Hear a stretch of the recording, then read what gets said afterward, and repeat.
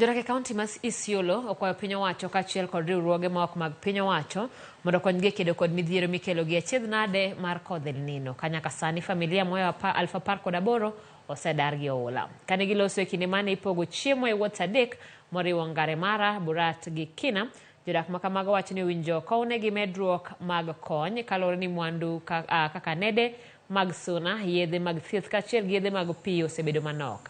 Jalup Ruoth sub location Makiwanja William Matet wacho ni riwruoge mag piny owacho osebedo mana ka chiwo kony ne familia ma pi oimo ahinya to weyo mamoko.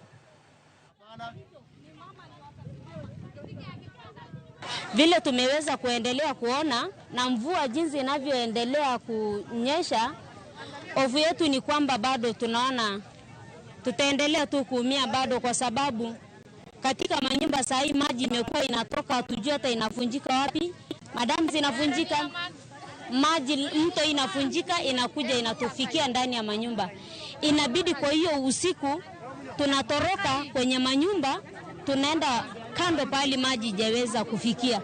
Up to reports of yesterday, households affected is 18,502. And among the 18,000, 4,855 are the displaced people. And we, as a good case of in Ngare Mara, where the whole village was affected, everyone was displaced, and we have a camp at Ngare Mara High School, where we are supporting those who are staying there. Tuliita watu wakakuja wakachimba zile mitaro ziko pale na ziona pale. Watu ndio walifanya hiyo msaada, ndio maji ikakuwa diverted ikaenda upande hii, lakini bado inazidi kuteremka. Hii area haijawahi pata msaada yote tangu mvua inyeshe.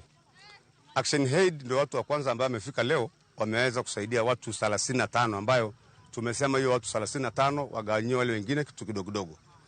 Lakini tungeomba serikali ya national government pamoja na county government wakaweze kuleta tractor ya kufanya hii maji itoke, idirectiwe, ifuate barabara, iingie kwa hiyo kalabati na iende kwa mto, kwa sababu hiyo ndio rahisi.